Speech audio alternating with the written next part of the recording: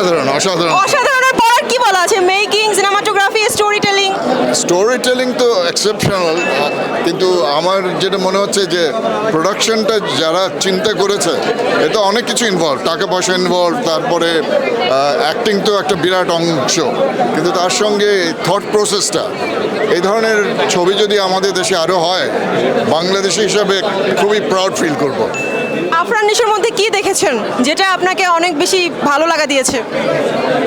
Natural, just যেই জায়গায় যে ধরনের অভিনয় করতে, অ্যাকচুয়ালি অভিনয় বলা যাবে না, মনে হচ্ছে যে ন্যাচারালি করছে, সেটাই কিন্তু অভিনয়ের সবচেয়ে বড় দিক।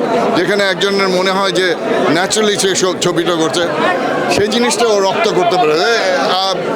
শব্দে প্রকাশ করা খুব কঠিন। অ্যাক্টিং সহ তার যে হোল, আমি প্রোডাকশন টিমকে কংগ্রাচুলেশন জানাই।